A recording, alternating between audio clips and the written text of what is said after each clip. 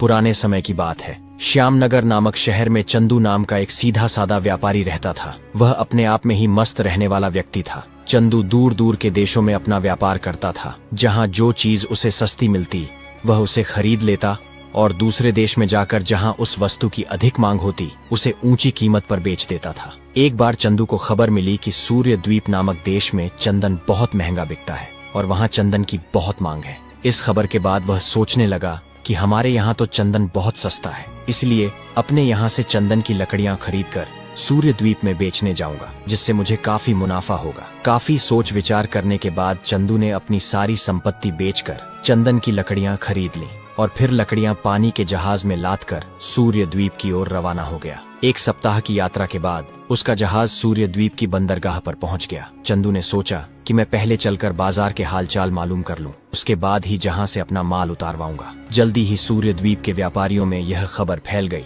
कि एक व्यापारी लाखों रुपए का चंदन लेकर उनके देश में आया है। उड़ते उड़ते यह खबर वहां के एक चंदन व्यापारी के कानों तक पहुंच गई। वह चिंतित हो उठा और सोचने लगा कि अगर यह व्यापारी यहाँ आकर अपना व्यापार करेगा तो मेरी बिक्री कम हो जाएगी, शायद मेरा धंधा ही चौपट हो जाए। मुझे कोई ऐसी तरकीब लगानी चाहिए कि वह व्यापारी शहर में दाखिल होने से पहले ही मेरे जाल में फंस जाए। यह सोचकर सूर्य द्वीप का वह व्यापारी, जिसका नाम करमचंद था, चंदन की कुछ लकड़ियां लेकर एक घोड़ा गाड़ी पर सवार हुआ और चंदू से मिलने के लिए चल पड़ा। चंदू नगर के बाहर उन व्यापारियों के पड़ाव के पास ठहरा हुआ था जो सूर्य द्वीप में व्यापार करने आए हुए थे। शहर के बाहर अनेक तंबू लगे हुए थे जिनमें बहुत सारे व्यापारी ठहरे हुए थे।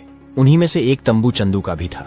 चंदू अपने तंबू में बैठा यह सोच रहा था कि आज शहर के बाहर मुझे कोई अच्छी खबर हाथ नहीं लगी, लेकिन कल मैं शहर के अंदर जाकर चंदन के भाव मालूम करूंगा। हो सकता है वहां मुझे चंदन के अच्छे भाव मिल जाए। दूसरी तरफ करमचंद ने चंदू के तंबू के पास ही अपना तंबू लगा रखा था। जब रात हुई तो करमचंद ने रोटियां पकाने के लिए चंदन की लकड़ियों को जलाना शुरू कर दिया। लकड़ियों के जलने से चंदू की नाक में चंदन की सुगंध पड़ी तो वह सोचने लगा, अरे ये चंदन की लकड़ियां कौन जला रहा है? यहाँ तो चंदन के भाव बहुत ही ऊंचे हैं, फिर ये कौन है जो इस तरह से उन्हें जलाकर बर्बाद कर रहा है? चलकर देखना चाहिए। वह तुरंत अपने तंबू से बाहर निकला और चंदन की सुगंध की दिशा में करमचंद के तंबू के पास जा पहुंचा। उसे देखकर बहुत हैरानी हुई कि एक आदमी चंदन की लकड़ियां जलाकर रोटी पका रहा था। चंदू उससे कहने लगा, अरे भाई, तुम कौन हो और तुम चंदन की इतनी कीमती लकड़ियां इस तरह जलाकर क्यों बर्बाद कर रहे हो? करमचंद बोला, आओ भाई बैठो, मेरा नाम करमचंद है, मैं सूर्य द्वीप का ही रहने वाला हूँ और यहाँ चंदन का व्यापार करता हूँ।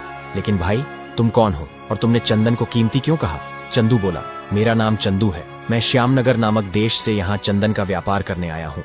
मैंने तो सुना था कि सूर्य द्वीप में चंदन बहुत महंगा बिकता है। करमचंद बोला, आओ भाई बैठो, मेरा नाम करमचंद है, मैं सूर्य द्वीप का ही रहने वाला हूँ और यहाँ चंदन का व्यापार करता हूँ। लेकिन भाई, तुम कौन हो और तुमने चंदन को कीमती क्यों कहा?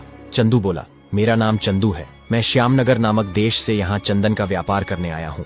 मैंने तो सुना था कि सूर्य द्वीप में चंदन बहुत महंगा बिकता है, पर तुम तो चंदन को ईंधन की तरह जला रहे हो। जब करमचंद ने देखा कि उसका तीर बिल्कुल सही निशाने पर लगा है तो वह हमदर्दी जताने का नाटक करते हुए बोला, अरे भाई, बड़े अफसोस की बात है कि तुम यहाँ चंदन का व्यापार करने आए हो। यहाँ तो चंदन कौड़ियों के भाव बिकता है। ये सुनकर चंदू के चेहरे की हवा निकल सी गई। वह घबराकर बोला, क्या कहा श्रीमान? मैंने तो अपनी सारी जमीन जायदाद बेचकर चंदन की लकड़ियां खरीदी हैं और यहाँ अपना व्यापार करने आया हूँ।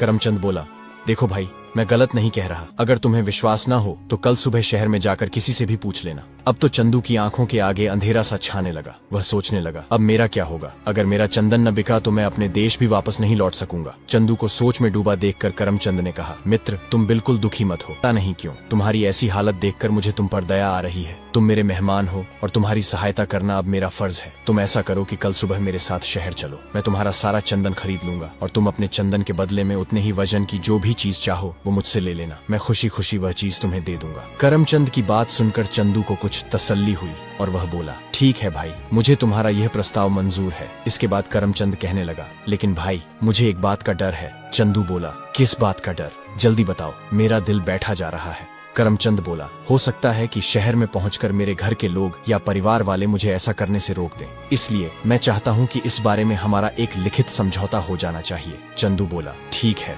मुझे इसमें कोई आपत्ति नहीं है। इसके बाद दोनों के बीच एक लिखित समझौता हो गया। दोनों ने उस पर अपने अपने हस्ताक्षर किए।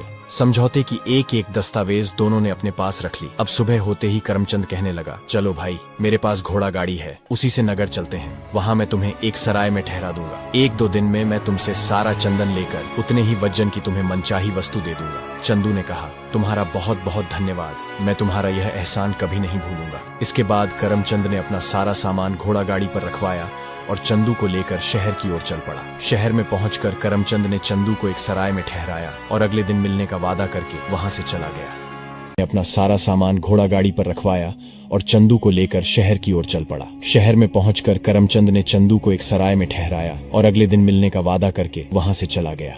उस सराय का मालिक एक बहुत ही प्रतिष्ठित और नेक आदमी था। वह चंदू के लिए भोजन लेकर आया और कहने लगा, आप परदेसी मालूम पड़ते हैं, आप यहाँ किस लिए पधारे हैं? चंदू बोला, मैं श्यामनगर नामक देश से यहाँ चंदन का व्यापार करने आया हूँ, लेकिन लगता है कि मुझे भारी नुकसान उठाना पड़ेगा। सराय का मालिक यह सुनकर हैरान हो गया और बोला, क्या कहा आपने? चंदन के व्यापार में नुकसान उठाना पड़ेगा? ये आप कैसी बातें कर रहे हैं? चंदू बोला, हाँ भाई, मैं तो यही सोचकर आया था कि यहाँ चंदन बहुत महंगा बिकेगा, लेकिन मेरा विचार गलत साबित हुआ और अब मुझे अपनी सारी दौलत का चंदन कौड़ियों के भाव बेचना पड़ रहा है। चंदू की यह बात सुनकर सराय का मालिक मुस्कुराया और बोला, शायद आपको किसी ने बहका दिया है। चंदन तो यहाँ हीरे मोती से भी अधिक महंगा बिकता है। चंदू ने कहा, सच? क्या तुम सच कह रहे हो? सराय मालिक बोला, ये बात तो नगर का बच्चा बच्चा जानता है। लगता है आप किसी के धोखे में आ गए हैं। वैसे भी यहाँ बहुत ठग लोग हैं। अच्छा, अब मैं चलता हूँ। अगर किसी चीज की जरूरत हो तो आवाज लगा दीजिएगा। ये कहकर सराय का मालिक वहां से चला गया। बेचारा चंदू मन महसूस कर रह गया। वह सोचने लगा, अच्छा, तो इसका मतलब यह हुआ कि यहाँ के व्यापारी ने मुझे ठगने के लिए यह सारा षड्यंत्र रचा था और मैं आसानी से उसके बिछाए हुए जाल में फंस गया। लेकिन अब तो कुछ नहीं हो सकता। मैंने कई लोगों के सामने उसके साथ लिखित समझौता जो कर लिया है। दूसरे दिन चंदू अपना मन बहलाने के लिए नगर की सैर करने निकल पड़ा। उसे एक जगह कुछ लोग शतरंज खेलते हुए नजर आए। उसने सोचा, क्यों न कुछ देर शतरंज खेलकर मन बहला लिया जाए। व्यापारी करमचंद भी शाम को ही आएगा। ये सोचकर चंदू उन लोगों के पास जाकर कहने लगा, भाइयों, क्या मैं भी आपके साथ शतरंज खेल सकता हूँ? बहुत दिन हो गए मुझे शतरंज को हाथ लगाए हुए। उन लोगों में से एक ने कहा, भाई, हम तो एक ही शर्त पर शतरंज खेलते हैं कि हारने वाले आदमी को जीतने वाले आदमी की आज्ञा का पालन करना पड़ेगा। अगर तुम्हें हमारी शर्त मंजूर हो तो तुम भी बैठ जाओ। दोस्तों, किसी ने सच ही कहा है कि जब इंसान के बुरे दिन आते हैं तो उसकी बुद्धि भ्रष्ट हो जाती है। चंदू के साथ भी यही हुआ।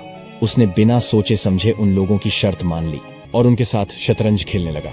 नतीजा यह हुआ कि चंदू हार गया और साथ ही वह शर्त भी हार गया। चंदू बोला, ठीक है भाई, मैं हार गया। बोलो, अब तुम्हारी क्या आज्ञा है? जीतने वाले आदमी ने कहा, तुम्हें पास में ही मौजूद समुद्र का सारा पानी पीना पड़ेगा। यह सुनकर चंदू का मुंह खुला का खुला रह गया। वह बोला, क्या? और फिर गुस्से में आकर कहने लगा, ये तुम क्या बक रहे हो? भला इस असंभव बात को कौन पूरा कर सकता है? जीतने वाला व्यक्ति बोला, तुम्हें शर्त के मुताबिक मेरे आदेश का पालन करना ही होगा, वरना सज्जा के लिए तैयार हो जाओ। खेल को देखने के लिए जो लोग जमा हुए थे वे भी जीतने वाले आदमी की हाँ में हाँ मिलाने लगे और कहने लगे, तुम्हें इसके आदेश का पालन करना ही होगा।